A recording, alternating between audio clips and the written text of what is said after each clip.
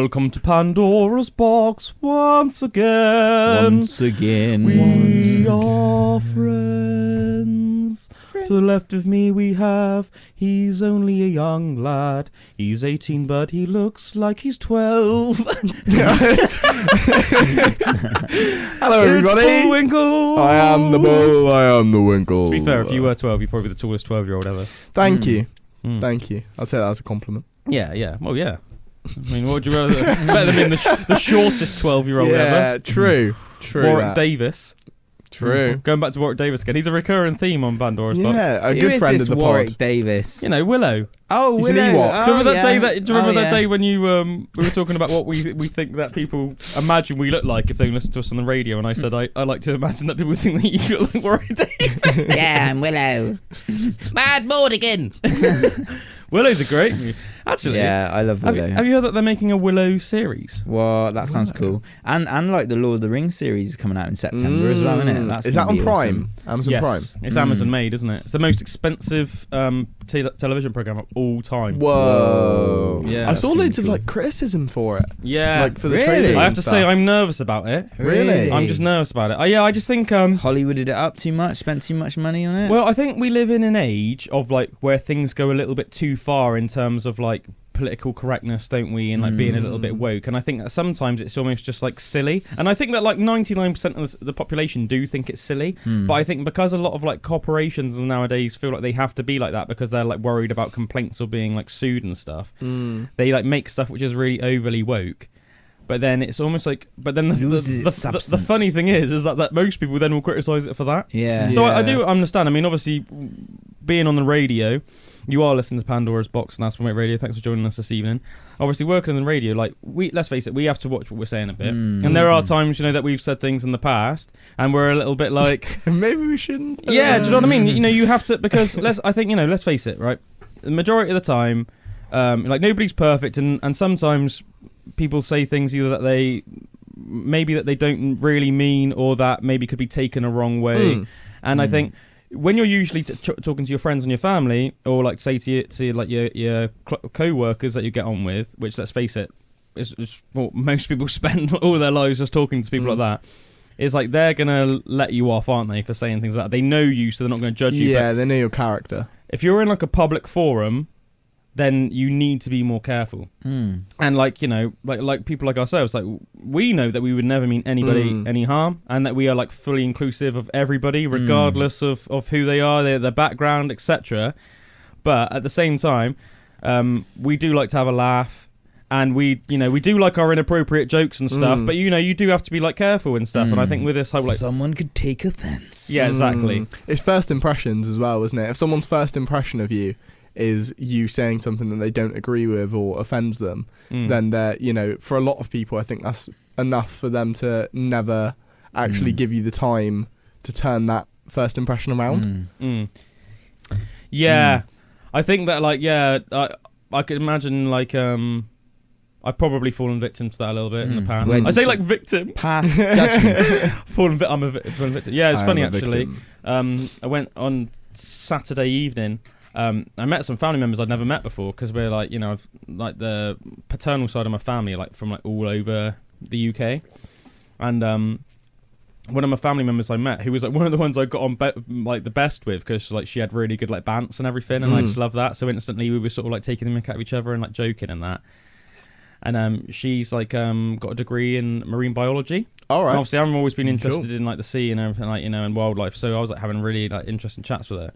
She was telling me that in like a lot of her spare time, she lives in Newcastle, she's spending like a lot of her time, literally she'll just put on a wetsuit and she'll go like swim in the ocean, and she knows like so much about like dolphin culture and stuff now, that she knows like hotspots, and she will go like regularly and go swim with dolphins. Whoa. Just off the coast of like That's Newcastle. awesome. Yeah, that's amazing. And I was like talking to her about it. I didn't realise they were in that area. No, I didn't either, really. But I mean, I guess it's Cornwall, I thought, where it's a little bit warmer and stuff, maybe potentially in the ocean. I don't know if that's true, but that's what I would like. Well, guess. Cornwall, it is definitely warmer, obviously, but I'm not sure. I mean, I know that, for instance, you'll get like orcas up north a lot, and orcas are technically actually a type of dolphin. They're actually the largest species of dolphin.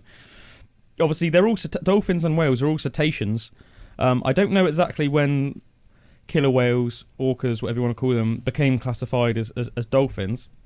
But yeah, they're actually technically the largest species of dolphin, killer whales. Whoa, I didn't know that. And actually, if you look at them, if you look at a picture, like a proper picture from the side, not a drawing, and you looks really more like a dolphin than a whale. It just looks like it looks like like what a it fatter is. dolphin. Yeah. It looks like what it is. wider. Yeah, it looks like a hench dolphin that just happens to be black and white. But I if you remember- imagine it was grey, Yeah. it would just look like a hulking dolphin. Yeah. Do you know what I mean? I remember hearing recently, I think I heard this like last week, that it's like a real mystery why great whites aren't near our shores.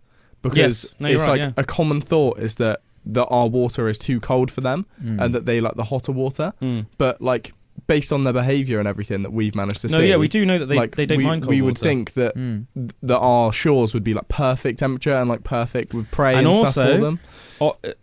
Also, a lot of seal hotspots in the UK, and seals are like great white's favourite food. But you can go to Cornwall. What's keeping them away? And like I was just in the Isle of Man as well, like a couple of weeks ago. Oh yeah, they got a lot of seals over there, isn't Man, they? like it's like one of the seal hotspots of the UK. But you'd think like it's like the seals are just living the best life there. Yeah. It always makes me think if I was a seal, like why the hell would I live in California or South Africa? I would go to somewhere like the Isle of Man because it's like almost like I don't want to every time I go for a swim, I don't want to think this giant horrible monster's going to eat me. But if you're in the Isle of Man or Cornwall, you're just like.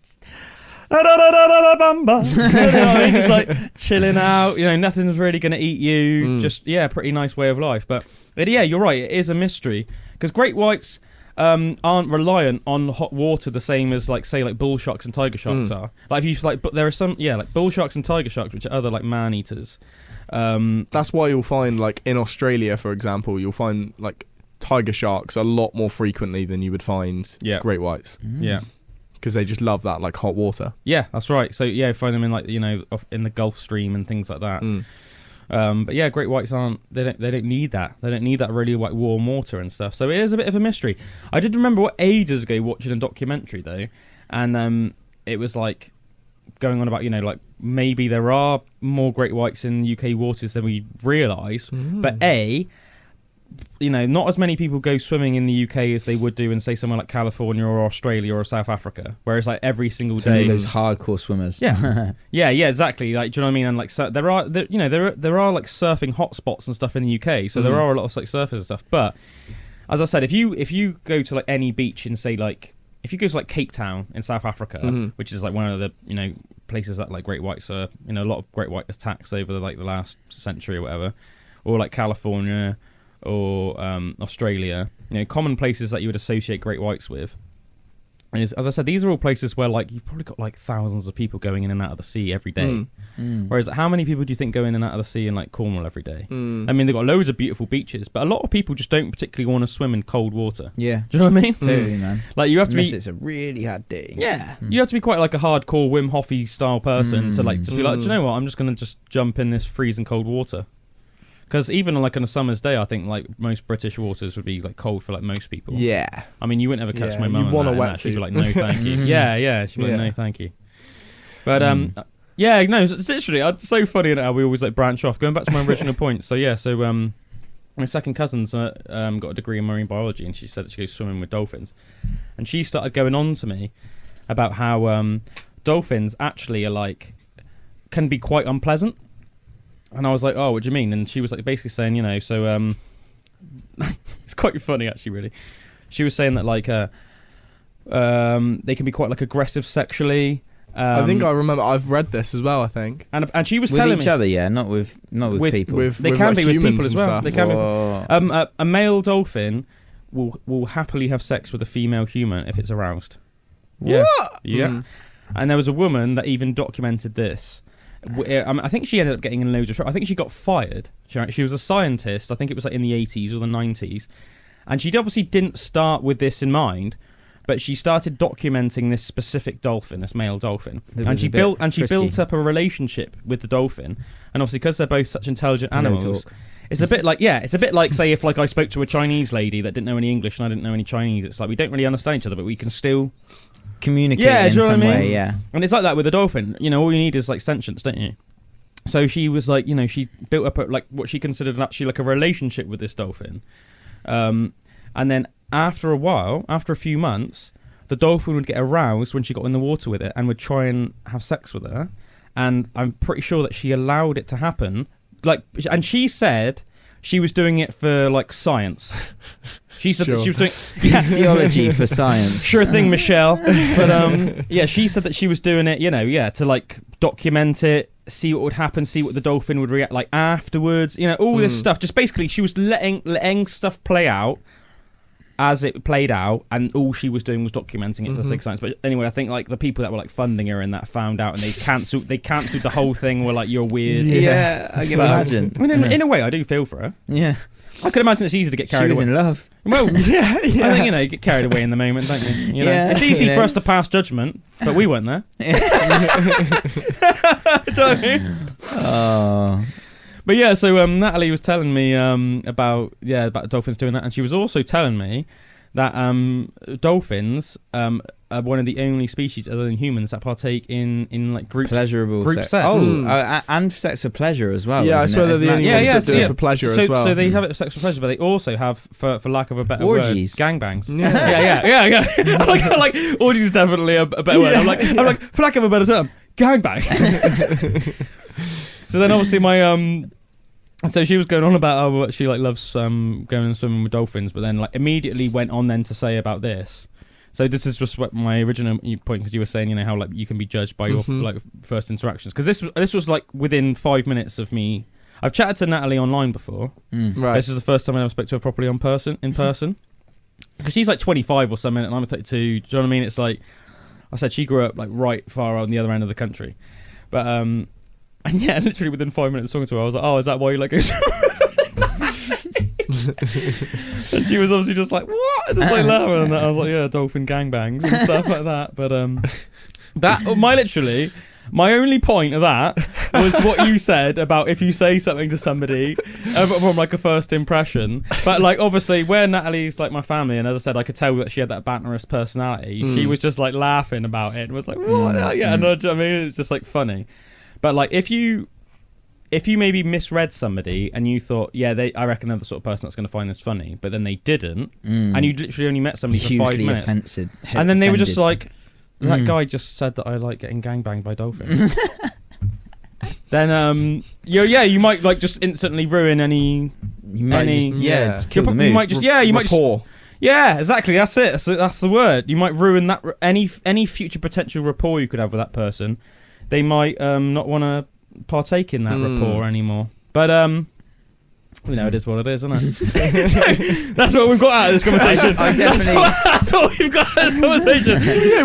We haven't broken our rapport with you. It is off our first impression. Hopefully not. No, I think hopefully, like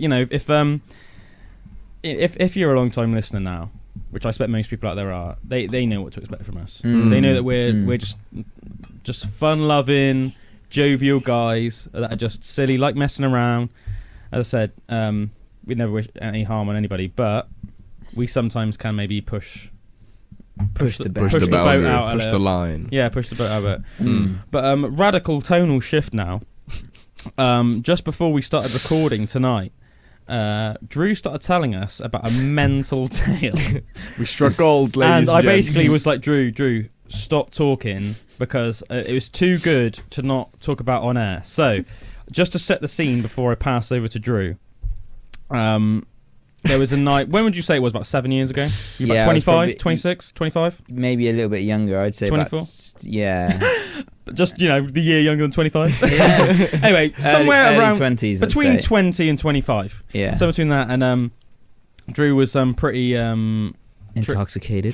Pretty intoxicated. Good word. On this particular night, was it like winter time? Would you say it was a daytime? So it was a day. I started in the morning. It was one of those days, and I was doing some scientific. To be young. I was doing some scientific experimentation, just like the dolphin lady. Yeah. So I was just exploring my own mind, exploring my own consciousness. I was waiting for that. That's how it just instantly sounds like spiritual. Yeah. And good. All for science, of course, ladies and gentlemen. Delving into the deep dark corners of your mind, for self-discovery. Sure. Yeah. Sure. So, sure, mate, yeah. And it just reminded me that the story that we were obviously talking about Mystery Mondays. We were going into that, and and the Hooven Beast. The Devil's Footprints. And like I didn't know, I had heard about bad trips, but in any of my explorations before, I'd never experienced a bad trip. I didn't realise what it was, but at this particular time got a bit too much and it turned into a bad trip. And it was my friend Paul was round. I've told you the story before. So let's slow it down a little bit, because I think setting the scene and going through it slowly is what makes it makes you feel like you were there. So as far as I remember you telling me, you were sat in your living room and you thought you were just going to spend the whole day on your own. Yeah. Just sort of relax, have a chilled one. And your friend Paul turned up unannounced, right? So you're chilling there, right? Life is slow, life is good, you're relaxed, you're just, as you said, a bit intoxicated, right? He opens your bedroom door, right? What happens? So I was in my living. Yeah, so it was my bedroom. It was like because the downstairs living room. It was a really like big room, wasn't it? Yeah, it was massive. It was like nice that was room. my bedroom. But yeah, it'd been all day. I'd been making cups of tea all day and adding sugar cubes to the cups of tea. Nice. But yeah, it was taking me deep into my mind. A nice sweet cuppa. And it was like. Yeah, he got round and in your own space, when you're in your own space and you're kind of like with yourself, if you're comfortable with yourself, and you're in an altered state or something, that's normally okay, because it's like you're just used to, you almost create the energy that's around you. You create your space, you create your comfort. Intoxicated, if anyone's been intoxicated and then you're around someone, all of a sudden it's like in everyday life when you're with that another person, that changes the energy of the situation, that changes what it's like.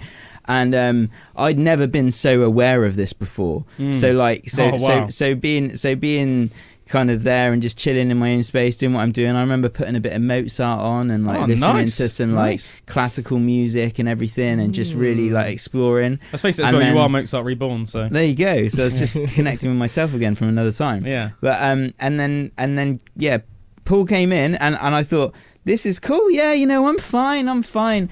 But then someone else who's in a completely different mind state from you, mixing with that, all of a sudden fear comes up, or a social situation or an invasion. And not in an aggressive way. And it got a bit weird. So he sat on the sofa, and he put. I remember he put Taken on. The film Taken with Liam Neeson. Yeah. Great movie. And yeah.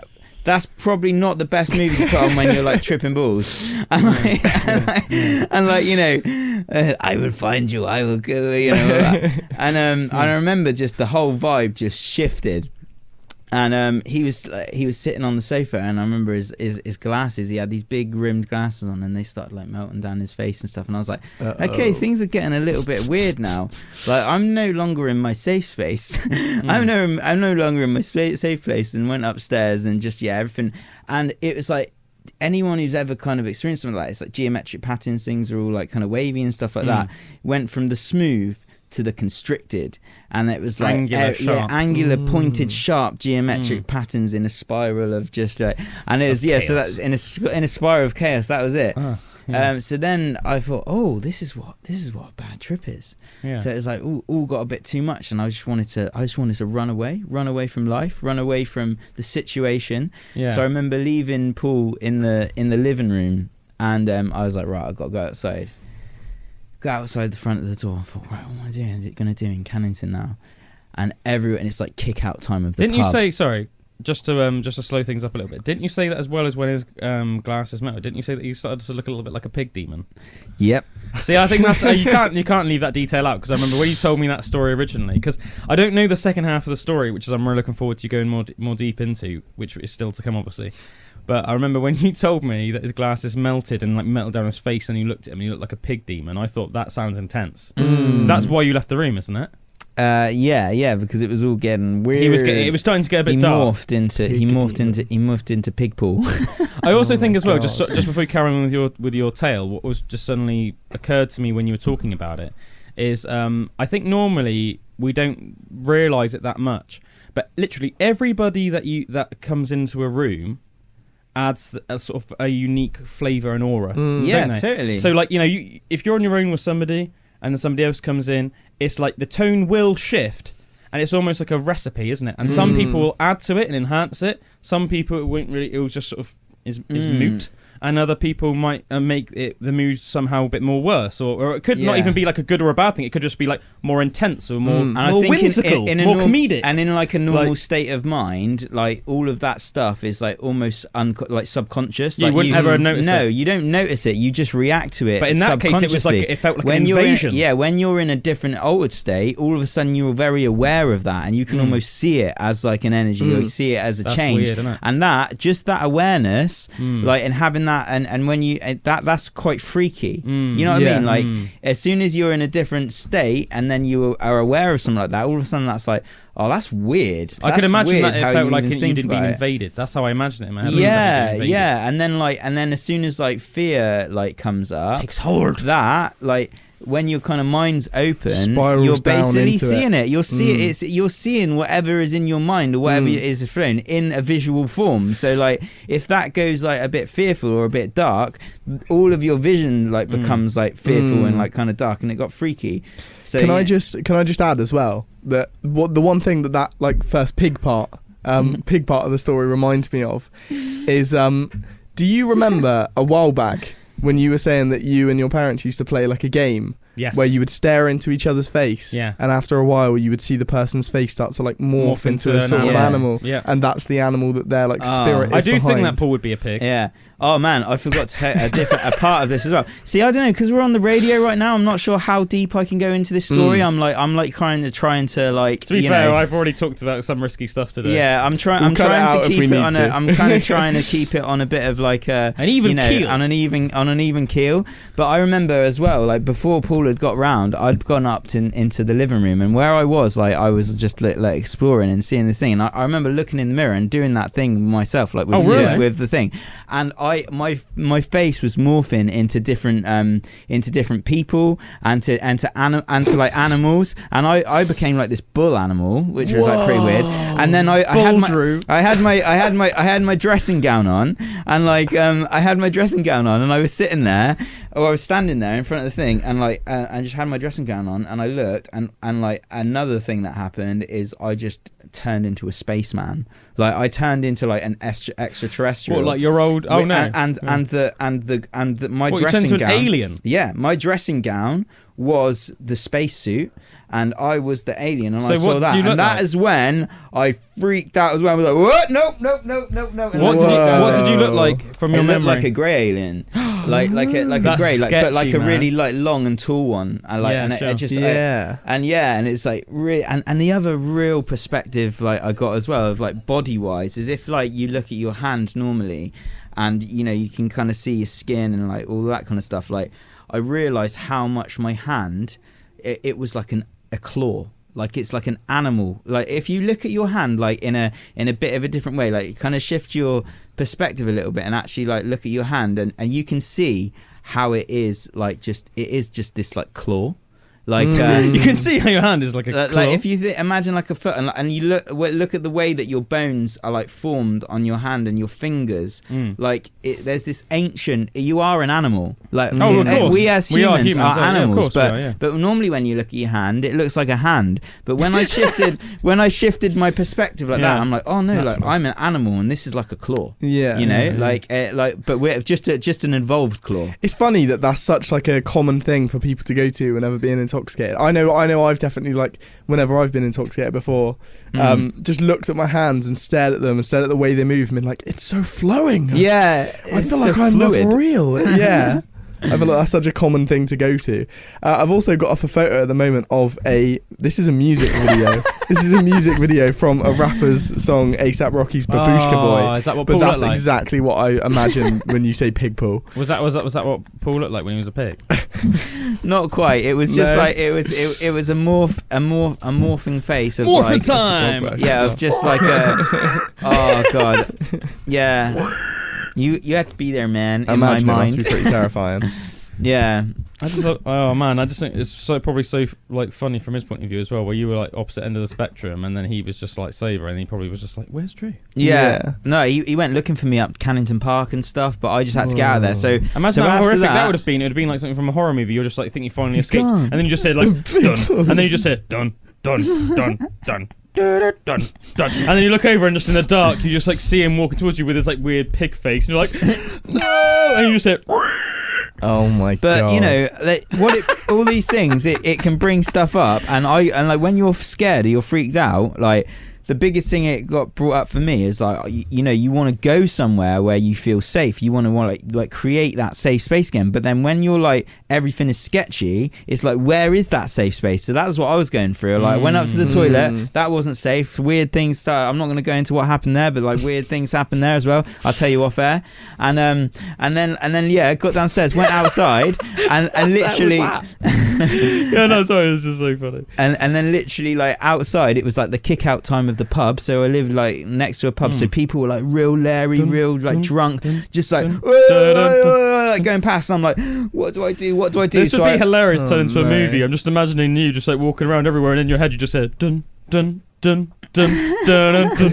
And everywhere you try and like find solace, there's just like a new obstacle. Yeah. And then you like walk in a different direction. That was it. So I felt there was a clear run. There was like a clear time of like where people weren't there.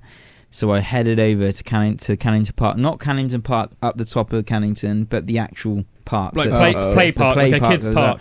Oh, that's so got over there. Seem like a good move. Pennywise the clown was there. If I was freaking out, the last place I'd be going is to a kids' play park. Mate, I remember I just went to be over fair, there. if you were intoxicated, like the kids' park it's not that far from you. Yeah, I could imagine. Obviously, yeah. being intoxicated, it's like hard to get somewhere where probably wasn't, and no one was going to be there at that Yeah. time. Yeah, you know? sure. So Yeah, it was just yeah. close enough to be out the way. But I remember going there, and this was still, things were still freaky, and like I was walking down, and it's this like it's almost like when you feel fear, that will present itself in front of you.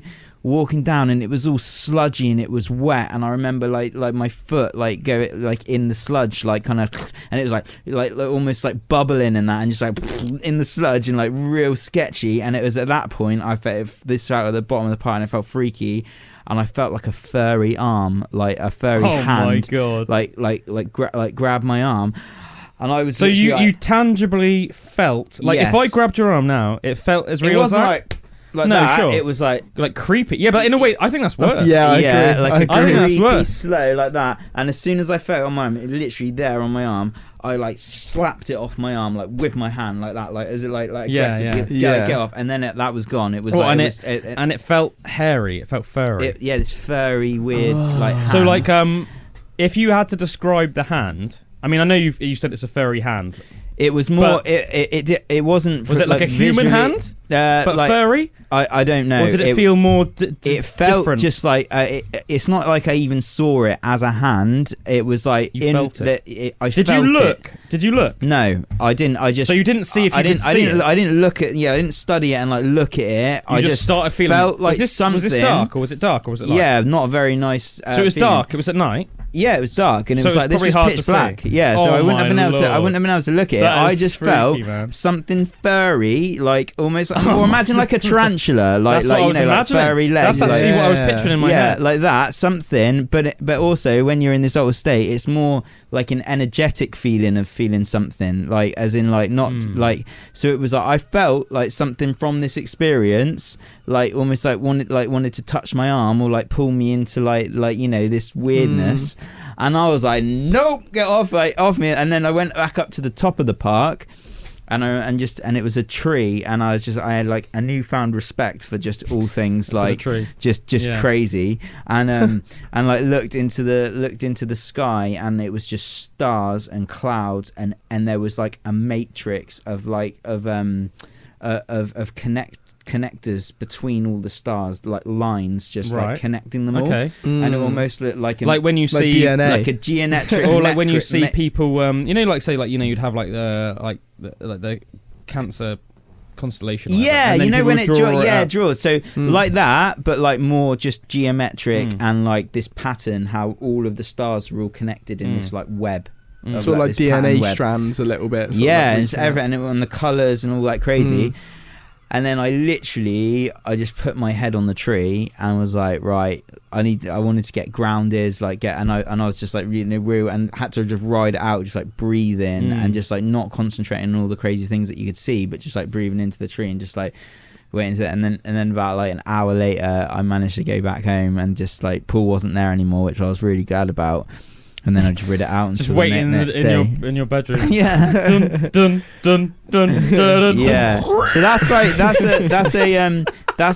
like a not deep version of that story that for radio, because if we were off, I would have gone a little bit more deep into it. I'll tell you what, the crazy thing is about that though is or just like the interesting thing about that, not so much crazy, but is obviously like for anybody that like sort of like lives in the like Somerset Quantock area, is Cannington is like one of the most supposedly like supernatural places like around, like so many different like myths and legends there. I spoke a little bit before, didn't I, about my grandmother's experience with her friend about the black that devils. was terrifying. The black devils with the white faces. Yeah, that was one of the best stories we've had in the pod. That was a good story. And then obviously we've spoken a little bit how apparently there's a headless horseman in Cannington.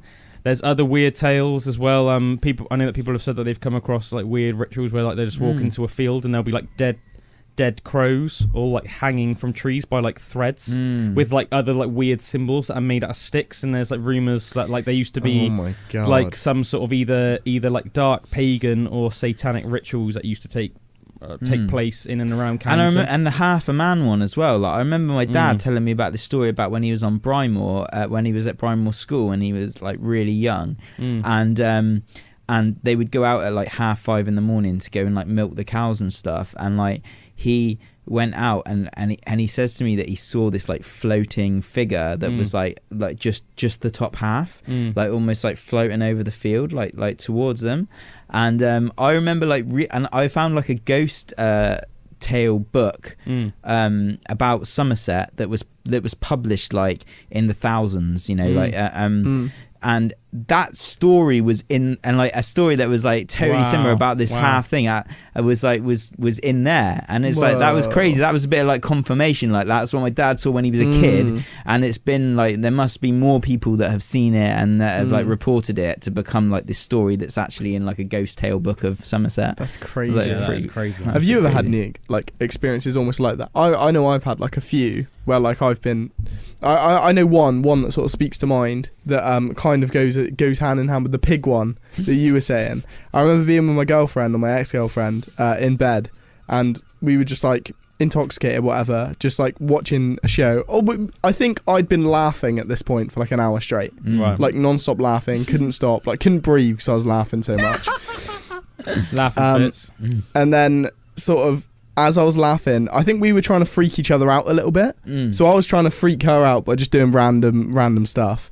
And then I remember just laughing and sort of laughing with her. And as I was laughing with her, her face just morphed into this like dog. I remember you telling me about that. Like dog-like face. Pig. And I remember just having to like turn around and be like, don't do that again. That freaked me out. I didn't like that. Yeah. And that terrified me. That was too far. Yeah, exactly. It is. It's like what you see, isn't it? Like you see something in it, and like all these things about is something real or is it not real? Are experiences that you have real or not real? Yes. For me, it doesn't matter if they're real or not. It's reality. The perception. Yeah. If you perceive it as something real, then that's what it is to your like your experience. And I think the thing with all this like fear, like the fear plays into what you see, and then you see this stuff that's more and more terrifying. Every time you see it, you get more scared, and then more stuff starts happening. It's just a roller coaster that you just I have to say, can't stop once you're on it. I don't know why, because I've always had like a really overactive imagination and stuff. So you'd think that I'd be more prone to it than most people, but I've never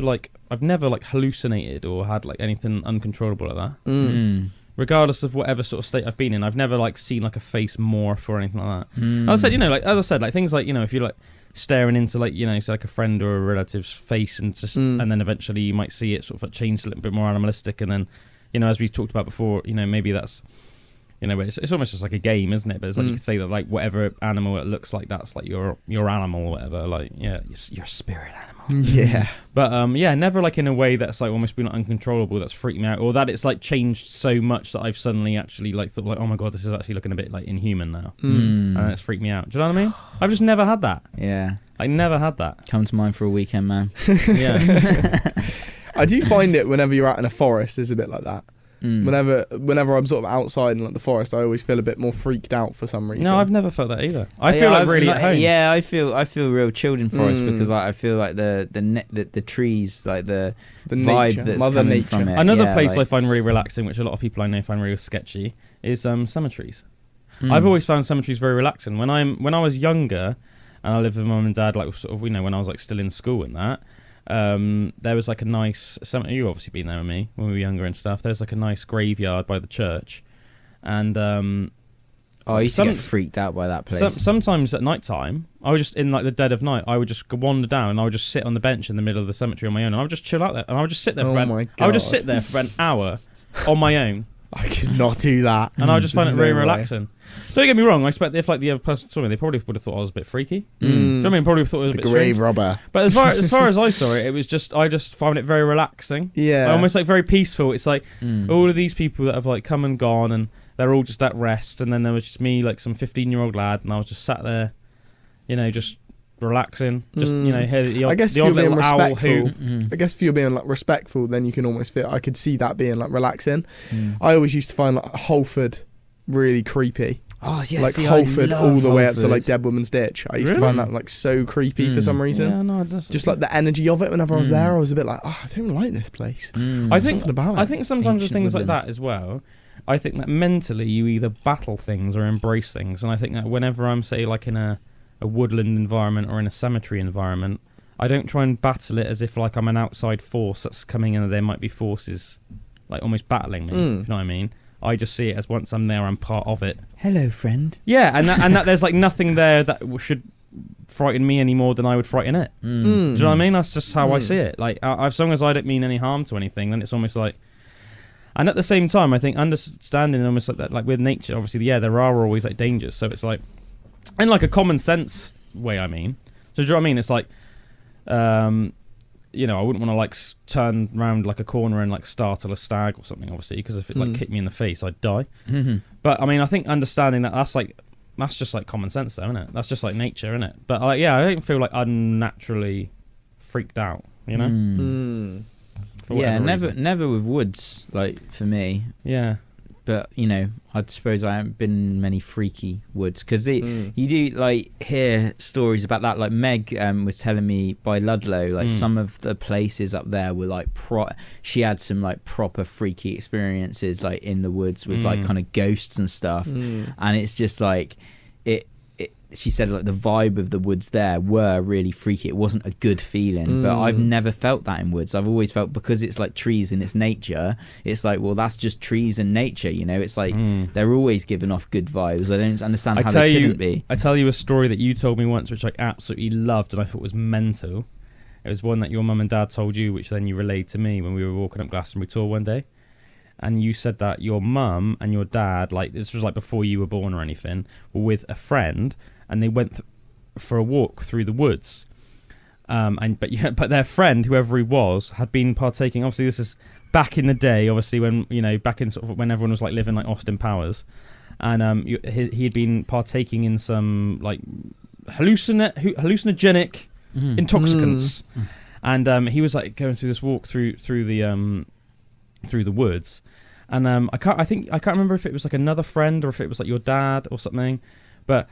Anyway, somebody started like either humming or like singing a tune, and as the guy started singing it, whether it was your dad or another friend or whatever, the guy said that as he was walking through the forest, then all of a sudden he just suddenly almost like saw like all these like little fairies and elves almost like appearing out of like the bushes and out of the trees. Like you imagine like a little tree hole, like almost like poking its head out and like sitting on the branches of the trees and everything like that. And it was like this for this whole entire half-hour walk, and he was just like almost like walking behind like your mum and dad and everything, but just like looking around, having all these interactions.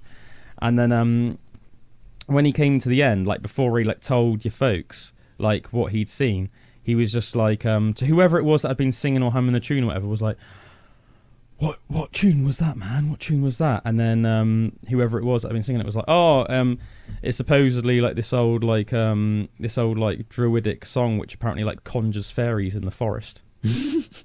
Whoa! And then it was like this guy had been like, you know, taking like magic mushrooms or whatever. Yeah. And then was walking through the forest. And then hadn't told any of them. And then as like, this... he wanted to keep it. He didn't want to tell them. He just wanted to go for a casual walk with them. But he was like experiencing and then that. whoever it was, obviously, whoever it was who had been singing this incantation, just as they started, these things started to appear. And then afterwards it turned out that it was like this old druidic tale that apparently conjures and summons fairies and elves in the forest. I remember when you told me that, I was like, that's mental. Especially because obviously back in the day, it would have been way more common for people to do things like magic mushrooms. Like it would be, I mean, obviously, and try and interact with like the fairies and stuff. Oh, definitely. I mean, there are some parts of the UK still, even today, like remote areas of Scotland and also in the Isle of Man, very much in sort of like the northwest, some of the more remote parts of the Isle of Man, where they still even like leave, like say like milk and stuff out for fairies every night because they think if you don't, it's going to anger them, and then they're probably going to have like some sort of like bad luck. And that's like today. Whoa. Yeah. Like need to go on a fairy hunt. Yeah, go man. march around and sing the song. Yeah. Let's find out what the song is. Yeah. That's cool though, isn't it? Yeah, that's cool. I guess that's almost why. Well, yeah, it's cool that you would think that's almost why that song would have had that connection in the first place. It's because it sort of draws that energy, and people have probably experienced that singing the song before. Yeah. Pretty crazy. Yeah, I love the thought of like there are old spell tunes that you could sing that actually have some kind of like power to like conjure like something. You know, that's cool to think that. Man, I thought that was just like crazy, and also you know because as I said, people back in like the olden days would have taken things like magic mushrooms a lot more often. Do you know what I mean? Obviously people would have foraged in general a lot. And then obviously people, if you forage... Food of the gods. I mean, they know nowadays, that like say like Berserker Vikings used to take magic mushrooms before they went into battle. They would drink lots of ale and magic mushrooms, and it would help them get into that Berserker state where they would almost like...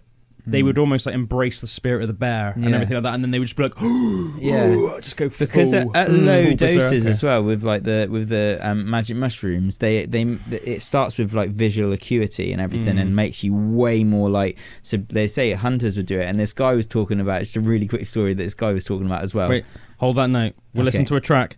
When we come back, we'll hear the tale of the hunter. You are listening to Pandora's Box on Aspen Waite Radio. Thanks for tuning with us, y'all, this evening. This is Aurora by Foo Fighters. You are listening to Pandora's Box on Aspen Waite Radio. I'm your host as always, Obadiah Pennywhistle. We have the man with the golden nugget, Bullwinkle, the bull. We have Drupert the bear. He's telling us lots of crazy cool stories today.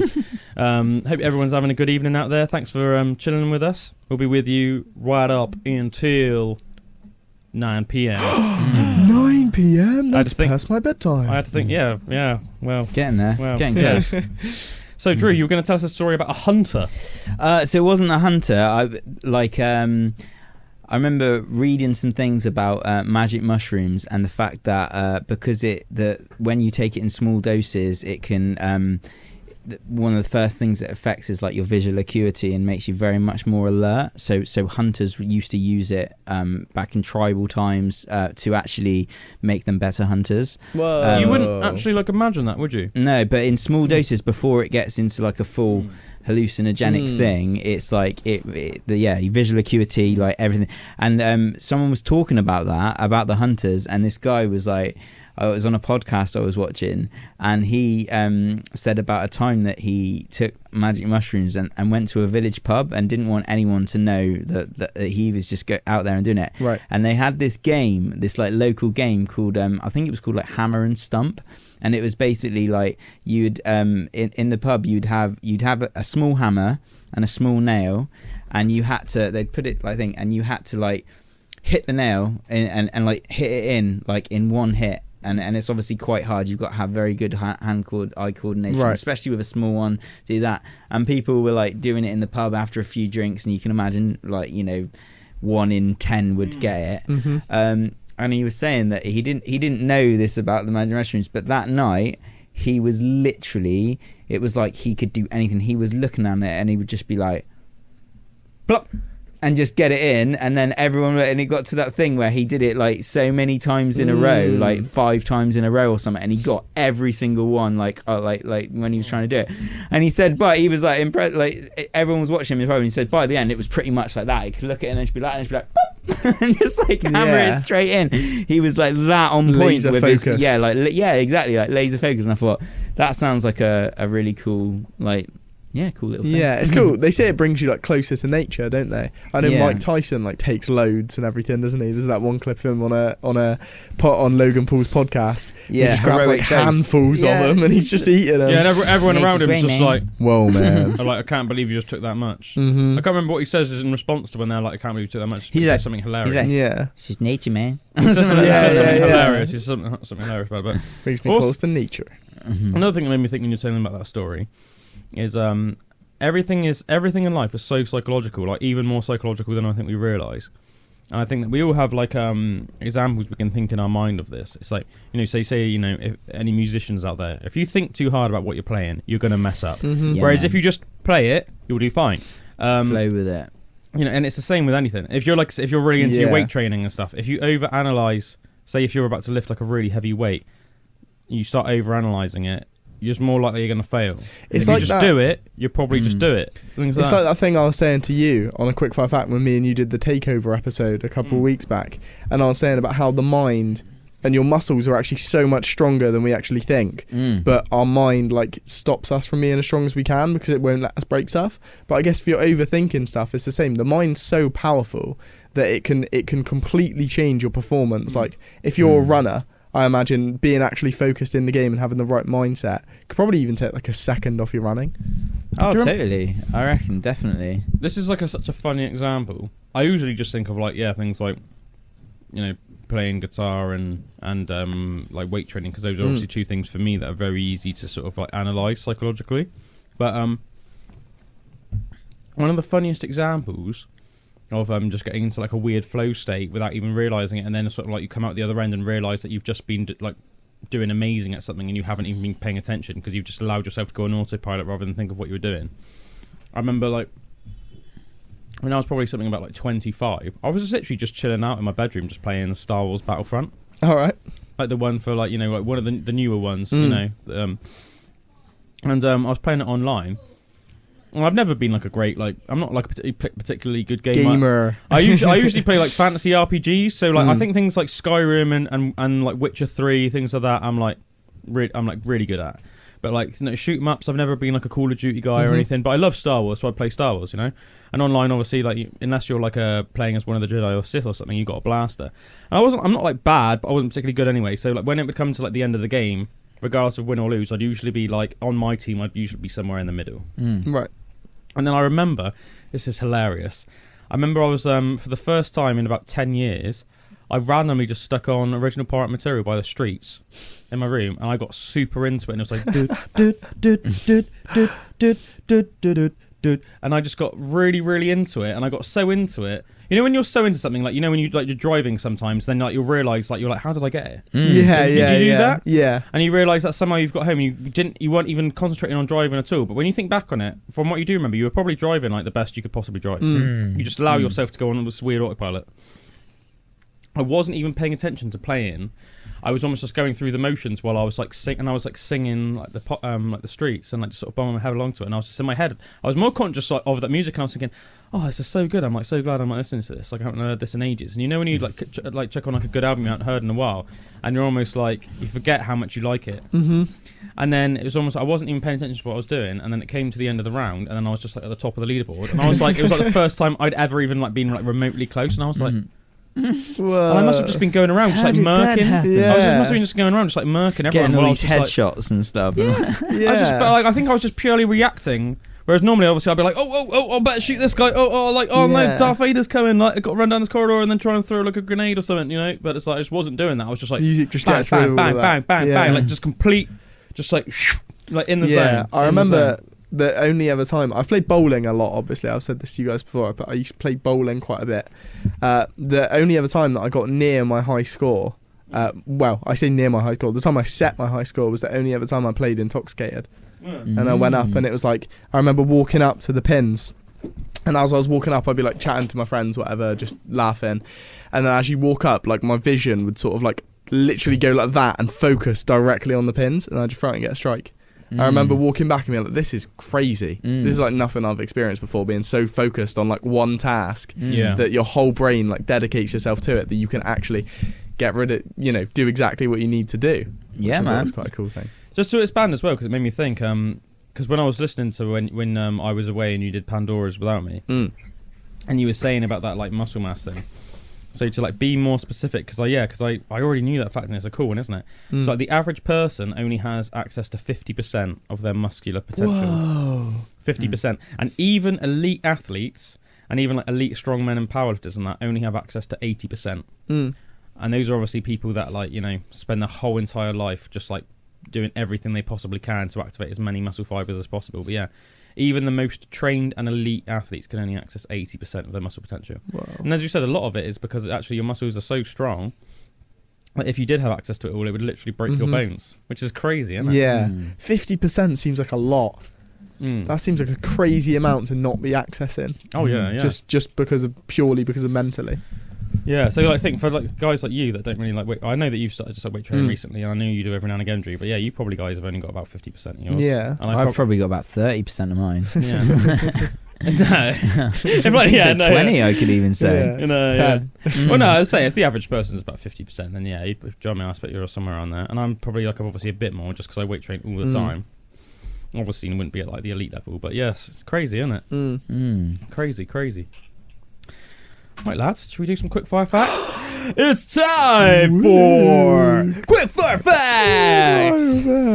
Always love some quickfire facts, and I've got some pretty good ones for you this week. Oh, man. Let me get them up. Right, some pretty funny ones. There was a woman, this is actually goes into what you were talking about on Mystery Mondays. Cool. When you said about that people start something, and then it's like, it starts almost like off a trend, and then loads of other people say say that they've seen it, or they then do the thing that's been done, or whatever. There was a woman called Lorena Bobbitt who cut off her husband's penis in 1993. And weirdly, although it was an extremely rare event at the time, it grew back. Can you imagine? When she did it and it made headlines, it resulted in what became known as copycat cutters all over the world. And by the end of the millennium, so within 7 years, there were over 100 cases that had been reported in Thailand alone. Not in the world, just in Thailand, of copycat. By the end of the year? No, but by the end of the millennium, so 7 years. So it happened in 1993. Right. So in 7 years, there were over 100 cases just in Thailand, that's not the world, of what became known as the copycat cutters, of women cutting off men's penises. Right? But the story does have a happy ending. Oh. And it's actually a hilarious. If in Thailand, then I can imagine it does. Yeah. It's yeah. Oh, you want a massage, big man?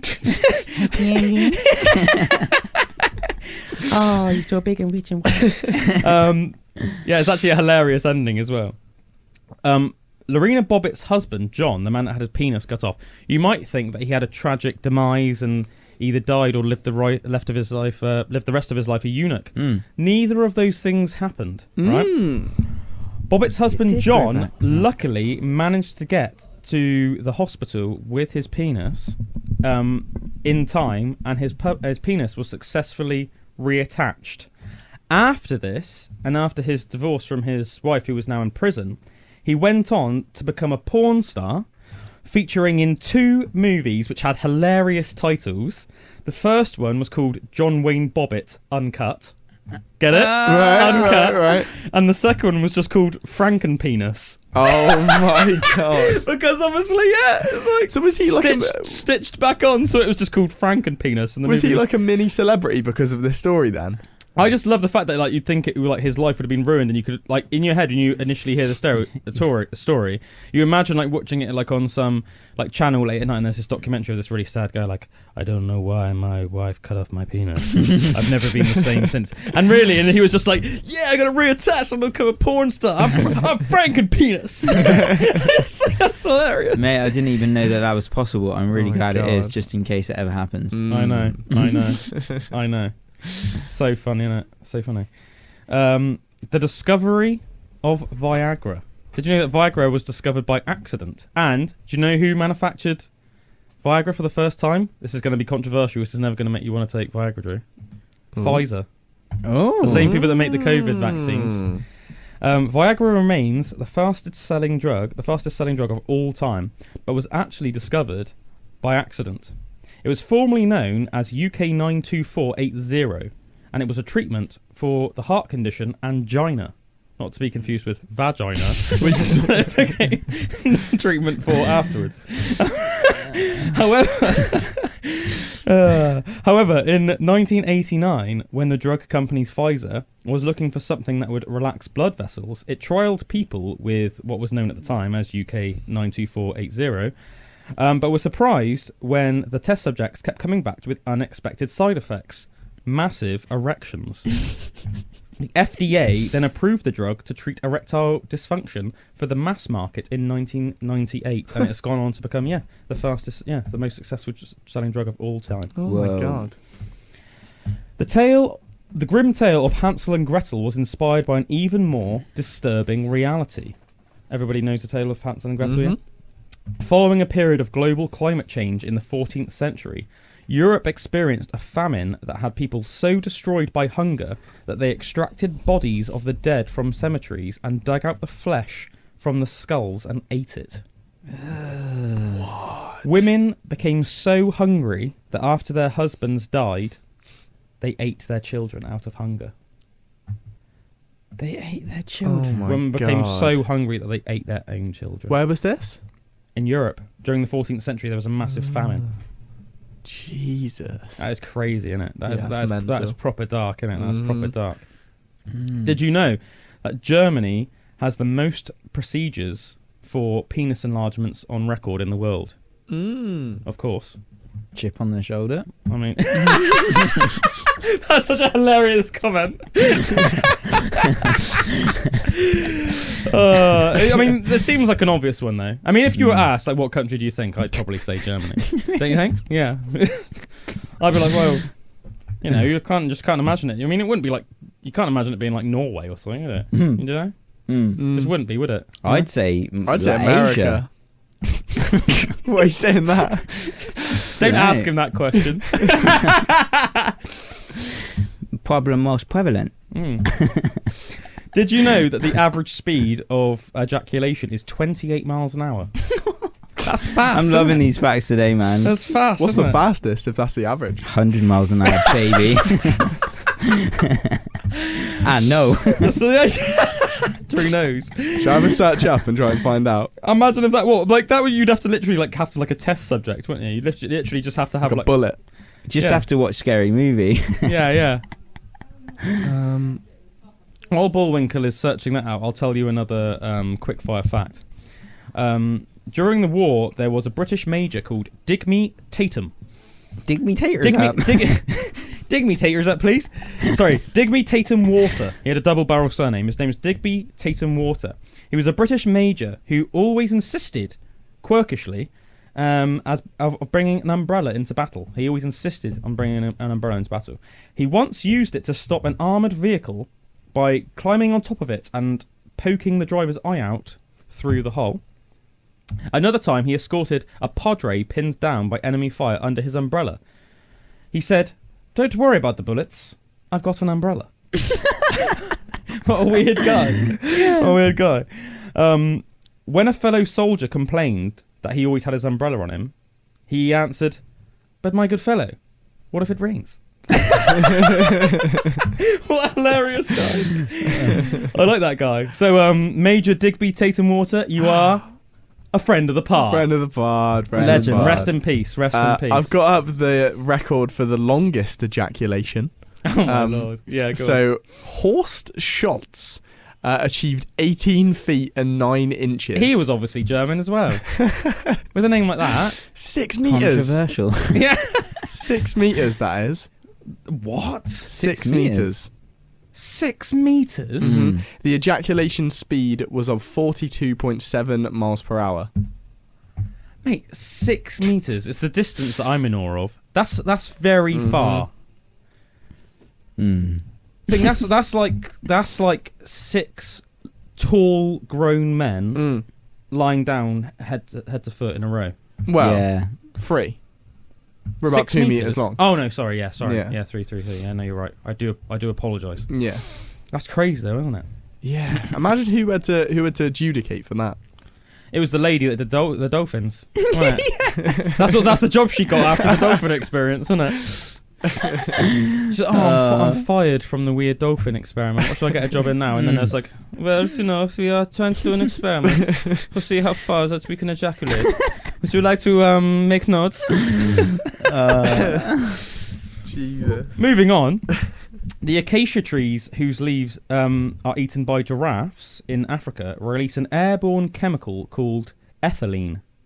Ethylene alerts nearby acacia trees to produce tannin, which is a toxin that makes the leaves poisonous and even lethal if overconsumed. How clever is that? Whoa. Right?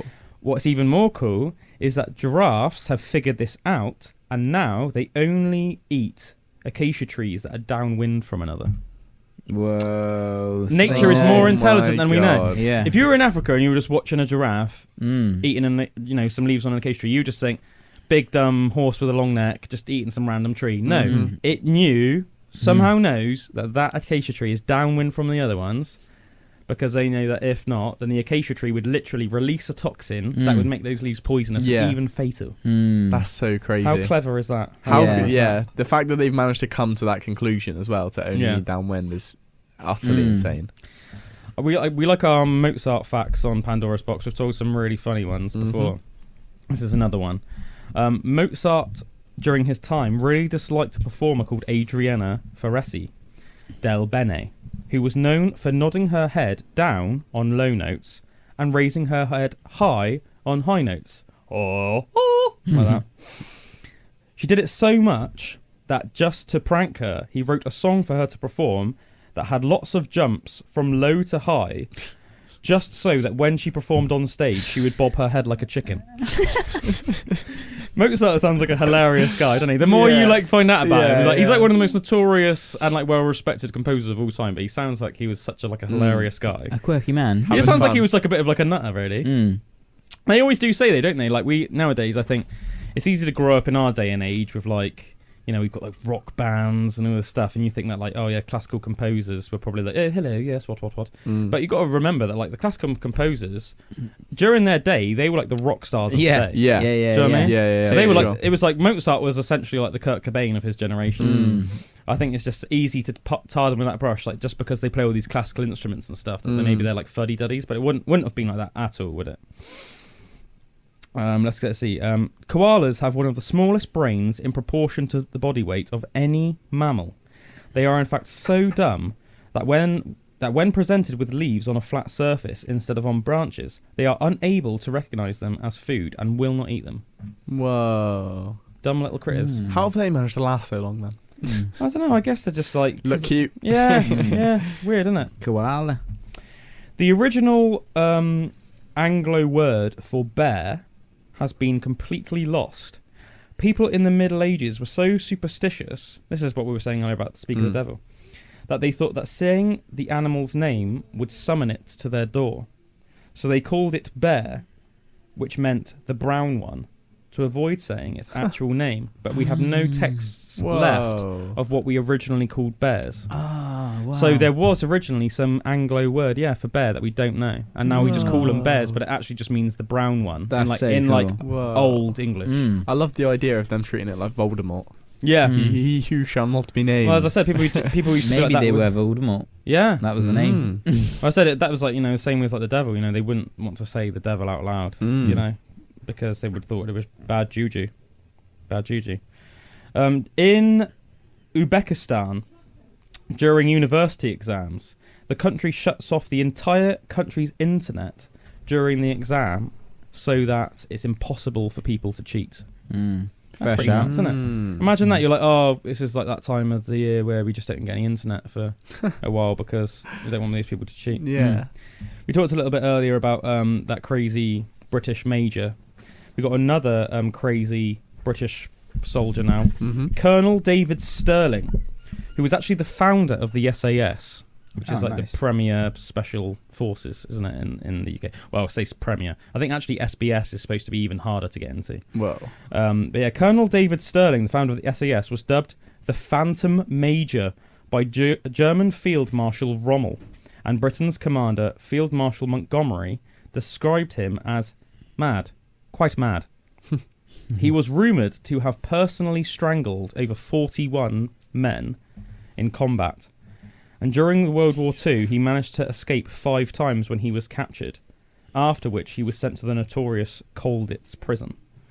But yeah, it just sounds like the sort of guy that you wouldn't have really wanted to be like going in, opposing battle with. I wonder if that's where they got the name Phantom Menace from. Maybe. This is quite like a cool, just random one. There's a remote village in India that is now addicted to chess after one man came to the village 50 years ago and taught them how to play to stop excessive alcohol use and gambling, which was at the time rife in the village. Now, gambling and alcohol, take has declined to almost nothing, but everyone just spends all day playing chess. Whoa! In this really remote village in India. That's cool. That's quite a mental one, isn't it? That's quite a mental one. Genghis Khan, who died nearly 800 years ago, has more than 16 million living descendants today. That's 0.5% of Asia's entire population, and there are at least 10 other men who have left genetic legacies that rival Genghis Khan's. We only know the name of one of them. He was Gyo Kanga, a 16th century ruler and ancestor of the Qing dynasty.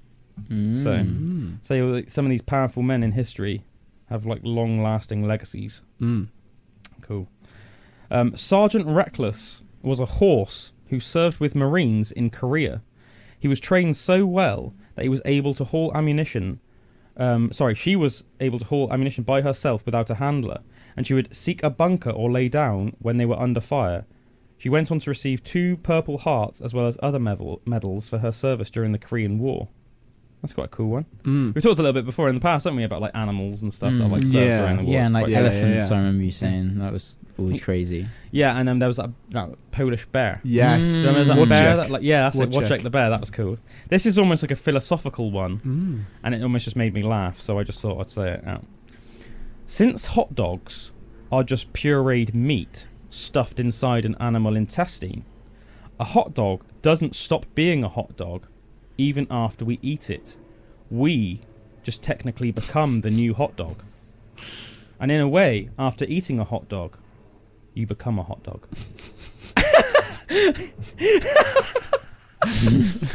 I love that. It's just a really funny one. Did you know that recently NASA scientists have managed to successfully grow plants in lunar soil for the first time, which is quite a big one, quite a big breakthrough. Yeah, that's quite really a big breakthrough. cool. That's really cool, isn't it? I thought that was a really nice little fact. You knew that plants grow in cheese? In cheese? Yeah, the moon's cheese, isn't it? Oh, yeah. No, yeah, that's right, yeah. Oh, imagine how cool it would be if they managed to cover the whole moon in plants. In plants, That and would then be you look well up and you see almost like a sort of Green Endor moon. planet. Oh, a That'd forest be moon so of Endor. awesome, Imagine we had a man. forest moon instead of a natural Yeah, moon. The forest moon. Although it'd be a lot darker at night, true. wouldn't it? True. Because it's I I wonder if the You have world to would just go get white green. trees. Yeah. Because it'd be green reflected off True. the sun, so it'd turn the world green at night. Like a green filter. Yeah. That'd be cool, man. While filming Star Wars The Force Awakens, actor Oscar Isaac specifically requested that his character Poe Dameron be a native of the planet Yavin 4. This is because the scenes shot on Yavin 4 in the original trilogy were filmed in Guatemala, where Oscar Isaac was born. Oh, It's quite that's a cool little fact, isn't it? Yeah, I remember hearing that the whole cast of the sequels were really big Star Wars fans. Oh, really? Yeah, they all really knew their stuff and everything, and were huge Star Wars nerds, which is pretty cool. Well, there's that cool fact, isn't there? That it's Ewan McGregor's uncle is Wedge Antilles from the original trilogy. So you know Wedge, who's the Red Leader. He's the leader of the rebellion's space pilots. Yeah. By the end of the movie. Yeah, Wedge Antilles. So that's Ewan McGregor's uncle in real life. That's cool. And then there's an extra little tale in the Obi-Wan Kenobi television series that's just been out. Is it the first or the second episode? There's a scene where Ewan McGregor's daughter plays one of the characters briefly, So there's 3 generations of McGregor. Well, of that family in Star Wars, which is quite cool. Yeah. Buddhists spend a long time creating sand mandalas, only to destroy them, to teach the belief that nothing lasts forever, and to come to accept this. That's a nice little thing. I think they look so cool as well. Have you seen them? They're really beautiful. Yeah, that's cool, isn't it? That's very cool. Why is it that we salute people when they sneeze? Apparently, this is like an ancient mystery. We don't know why we started blessing people when they sneeze. This is such an ancient mystery that even Pliny the Elder wondered this 2,000 years ago, and the explanation seems lost in time even then. Popular explanations include that it is a way to call for protection from death and disease, that it might be a person's soul leaving their body when they sneeze, and blessings ensure that their souls return. Some people used to believe that a person's heart stops when they sneeze. Some people used to believe that sneezers are at risk of demonic possession, and that sneezing is a divine omen. Some explanations have more evidence than others, but it is apparent that blessing someone for sneezing is something that humans have been doing for thousands and thousands of years, but without really knowing why. That's just a cool little weird fact. I've never thought of why. Yeah, bless you. Yeah, just always taught to do it from when you're like. Yeah, it's almost like, oh yeah, you sneezed. Yeah, it's almost like recognition that you sneezed. Bless you. Yeah, it's weird, isn't it? I see. Yeah, bless you. I recognise that. And like even Pliny the Elder, like one of the greatest like philosophers, like back 2,000 years ago. Why are we blessing them? Yeah. There's a restaurant in Beijing called Guaoli Wang. I just realised that it's called Swang, which is just like ridiculous, which specialises in serving penises. Yes, that's right. You can find the genitals of over 30 different male animals on the menu, alongside face and claw dishes. Imagine just like, where do you want to go for lunch today? Oh, let's go eat a wang. Yeah. Let's go eat a wang. Let's go eat a wang in Guaoli Swang. A wang in Swang. Wang on wang action. There is a festival called the Festival of the Steel Phallus that is celebrated every year on April the 6th in Japan. It originates from the 17th century. And it started because prostitutes prayed during this festival for protection from STDs, but is nowadays celebrated as an event to raise awareness for AIDS. That's just it sounds pretty epic, doesn't it? The Festival of the Steel Phallus. The lengths people go to. Different people and cultures go to different lengths to make the most of their packages.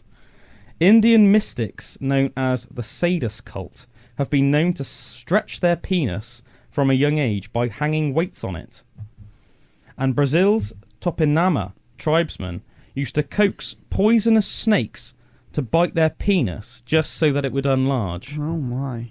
Imagine actually trying to get a poisonous snake to bite your wang. Oh god. No, thank you. It's just weird, isn't it? Jesus. You know? I mean, what's that all about? Come on. Leave it out, you know? Yeah, I think that's pretty much it for my... Oh, I got one more funny one. In 2019, a hipster complained to MIT Technology Review for using his picture to imply that all hipsters look the same. In a funny turn of events, he ended up discovering that the picture was of an entirely different hipster, thus proving their point. That's so funny. Oh my god! I love that one. I'll give you one more actually as well. The US, you know the movie Pearl Harbor, which is obviously based on the actual event of Pearl Harbor, which made basically America join the war during the Second World War. The actual air pilots in real life were called Ken Taylor and George Welch, which I believe were portrayed by, is it Ben Affleck and Josh Hartnett in the movie? Yeah. Ken Taylor and George Welch were two of the US pilots who were able to take off during the attack on Pearl Harbor, and they managed to take down 7 enemy aircrafts. You'd think that they would be given a lot of recognition for this and be celebrated, but they were actually denied the Medal of Honor because their commanding officers said that they had taken off without orders. Now, I tell you what, whoever that superior officer was that said that was, for lack of a better term, a total wang. Wasn't they? Can you imagine that? Literally, like, the fact that they managed to get up and then they were, like, shooting down enemy pilots who were, like, destroying, you know, like, damaging, you know, like, blowing up, like, you know, killing people, essentially. And they're like, actually, no, not only are you not going to get awarded, but I'm actually going to tell you off because no one said you could take off. Like, in my opinion, like the sign of like a good person in general, but especially like a soldier or something, it's like sometimes you need to use your initiative. You don't want someone sitting around saying, "Oh, well, I could have taken off, but nobody said I could." Like, we're getting freaking bombed, man. Like what? So I just think that's real sad to them. So rest in peace, those US air pilots. You guys both are friends of the pod. Oh yeah, you got one of our medals of honor. That's man. For sure. You got a friend of the pod medal. In some ways, that's more. Yeah, some people say important. in some circles they say that's worth more. Yeah, exactly. Than a medal of honor. Exactly, exactly. That's what I do. That's what I strive for every day. As a friend of the pod medal. Yeah. So Bullwinkle, have you got some cool facts for us? I've got some quick fire facts. Quick fire facts. These are some almost like historical stories and stuff as well. So I'll start off in 1995. A man named MacArthur Wheeler robbed 2 banks at gunpoint. He was arrested mere hours later because he didn't wear a mask. Instead, he decided to coat his face in lemon juice because he read that lemon juice can be used to make invisible ink. His logic was that it would make his face invisible. And reportedly, he said to one of the tellers, "Don't worry, I have a face, it's just invisible." That guy is definitely not a friend of the pod. He deserves to get caught. The only thing he did when he was arrested was sigh dejectedly and say, "But I wore the juice." I know that. But I wore the juice. His case is actually still in academic journals regarding the fact that people with low intelligence do in fact believe that they're smarter with everyone else. This man was actually 45 years at the time of this as well. How crazy is that? Yeah, that's hilarious, man. That is hilarious. Here's another little fact for you. So there are some funny people in the world, aren't there? Yeah, man. Apparently, in the early 1960s, a lounge singer named Von Meeder suddenly found himself extremely lucky. He sort of looked like newly elected President John F. Kennedy and could imitate him fairly well too. He used this to perfect an impersonation comedy act of Kennedy, which got him a deal for a comedy album. He and a few others released The First Family. The First Family was a smash. Nearly everyone in America owned this album. It was part of nearly every home like a fridge or TV. People couldn't get enough. It wasn't edgy or even insulting. It was just comedians doing a parody of the Kennedy family, and people ate it up. Even Kennedy loved it. In a sense, it was groundbreaking in that no other US president was lampooned in such a way before. In fact, Richard Nixon refused to buy it because he felt that it crossed a line of respect towards presidents. Von Meeder became one of the most well-known celebrities in America in the blink of an eye, and a second album was in the works. Then, Kennedy was shot. The second album was scrapped instantly, and Meeder couldn't find work, lost all of his money, and became an addict. And I think he ended up an addict. I think he ended up owning a bar somewhere. As an addict. Yeah, that's pretty crazy though. Like a real true rise and fall tale.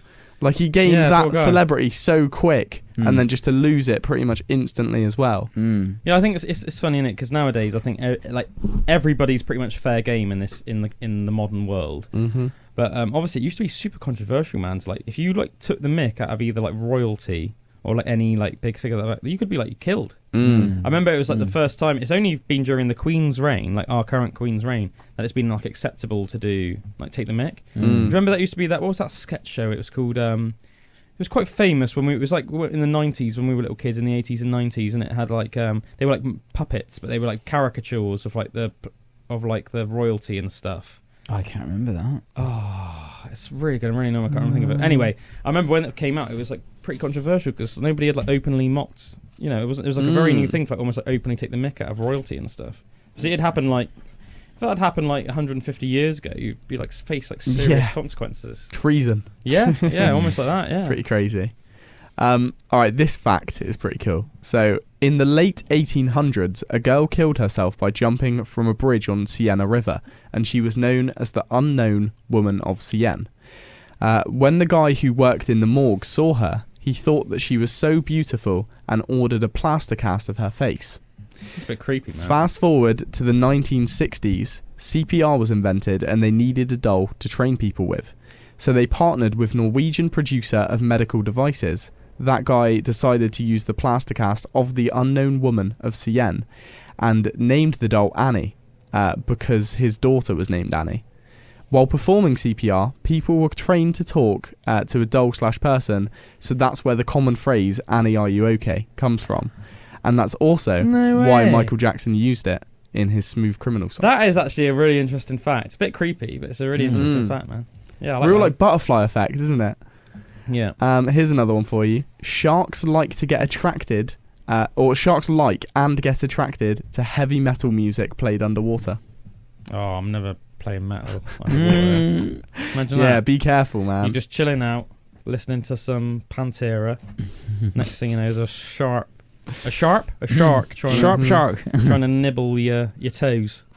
I don't know if you've spoke about this before, but did you know in Peru, humming frogs hang out with families of tarantulas? Yes. The team discovered that this was actually Giant tarantulas. Yeah. So I'll see if I can get up a photo, but I'm sure you can talk about this as well. Essentially, the tarantulas keep the frogs as pets, Mm-hmm. and the frogs live in the giant spiders' dens with them.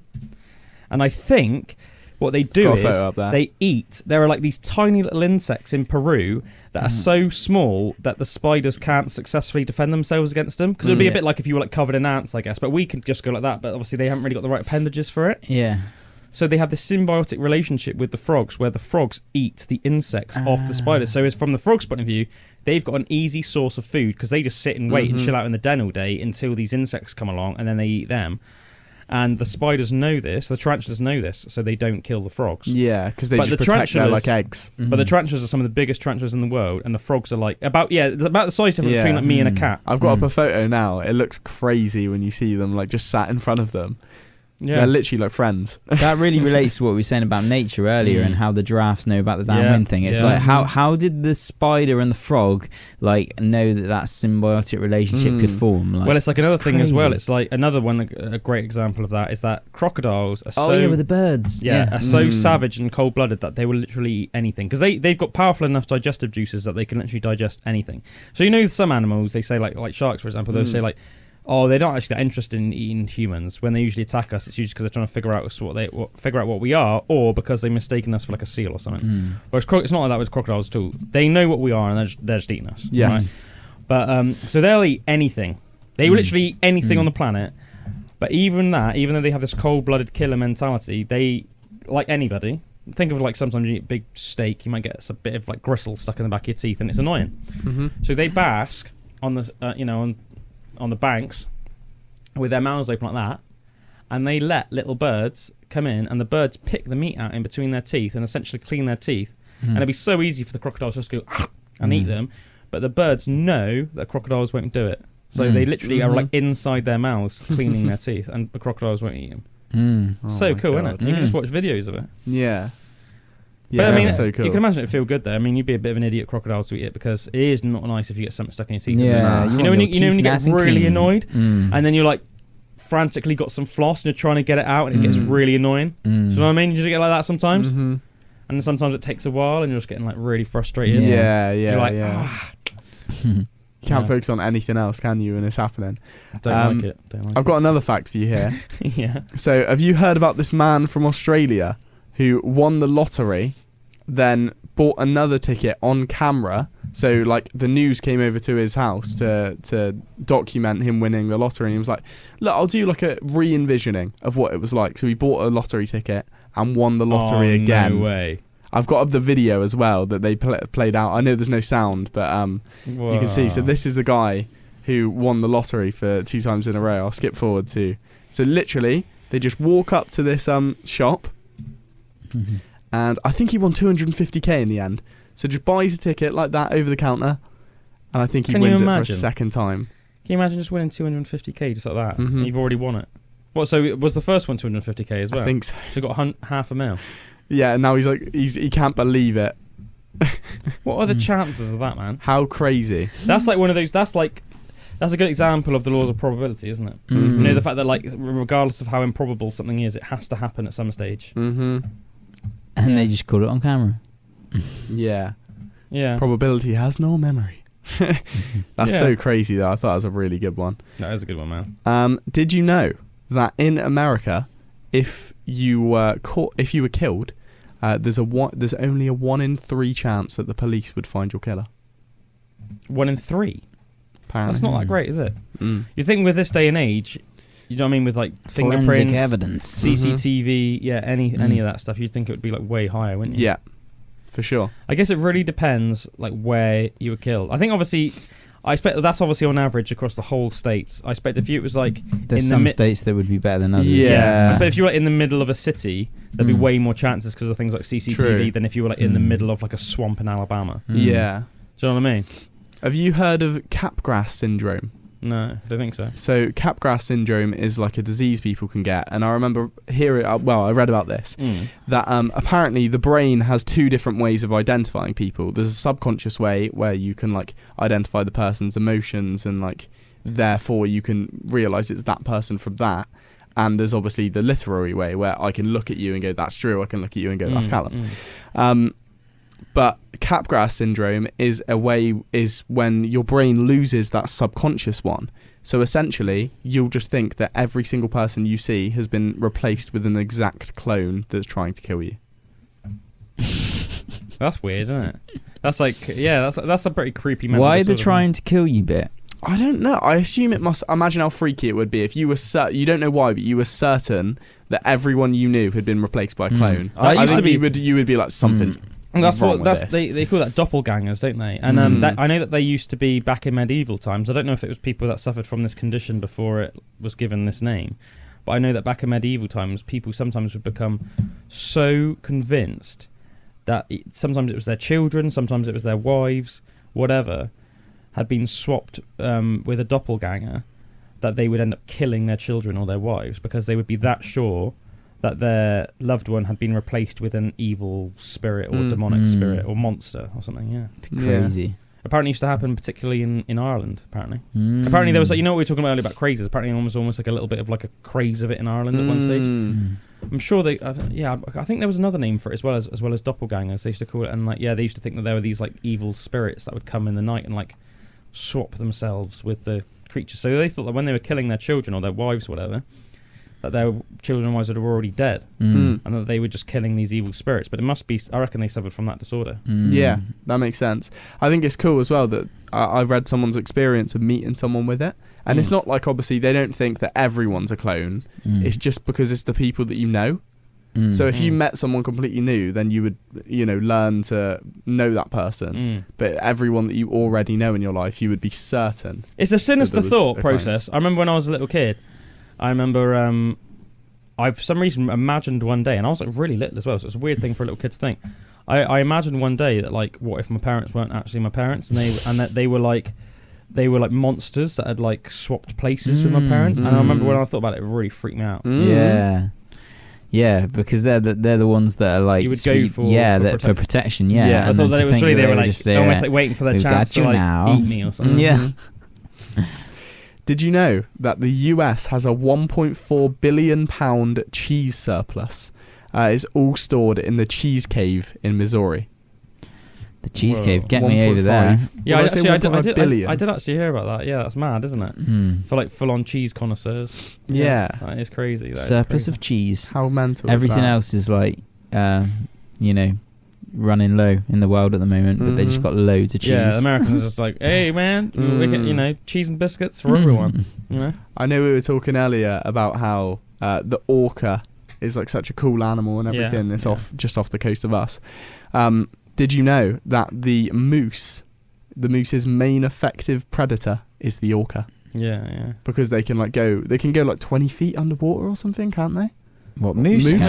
I didn't something know like that. They they can swim under the water. I think so. I think that's what I read, and that's why orcas are like real hunting. They're good waiting. Killers for them. They're just waiting for that moose to take a dip. More orcas eat moose than bears. I think so. That's what I've read. Is that they're their most effective predator. Surely that can't be the case. Orcas. Surely more bears eat more moose than orcas, because I mean, how much time do moose spend swimming, man? Mm. Do you know what I mean? I know that bears regularly prey on moose in like Canada and stuff. And, Yeah. and Alaska and places like that. But I didn't know that moose would go swimming. I'm not surprised because like animals like that are actually. Did you know that even elephants are really good at swimming? I've seen Which is elephants crazy. in the water before. Yeah. You'd think that like such a massive creature, but then again, I guess like whales are even bigger and they swim around. Yeah. Well, I guess, but yeah. like because that makes but sense. elephants are more buoyant, Yeah. aren't they? So like guess, you yeah. know, so you couldn't imagine them. You know, a whale stays under and everything, but an elephant, To think of it like just like floating Mm. because you know how heavy it is. Yeah, you wouldn't think Yeah. it could be buoyant, Yeah. but it must be staying above water still. It's crazy. Have you found out? Have you confirmation about the bears? I've just Or got the got up like photos and stuff of them killing bears. Of them killing bears? No, orcas killing moose. Sorry, orcas natural predator of moose. What kill the most moose? I can't believe that orcas kill more moose than bears. That's such a funny thing to Google, isn't it? What kills the most moose? I do agree with you. It Yeah. completely surprises me if that was the case. But Yeah, well, I've literally just typed in what kill the most moose, and the top thing that came out was brown bears. oh right, well then. Yeah. Well, it's still cool that they can. They Oh, still yeah. are a like Oh, predator yeah, of them. yeah. Oh, definitely. That's pretty much all my facts for today, though. To be honest. Yeah, me too. Well, we've come to the end of the show as well. So No, that's all right. cool. Then. Look at that. the one cool thing that just came up is it says there was a little question just to leave everybody on. It says, "Do orcas eat polar bears?" And then it's come up with the orca is the top predator in any environment.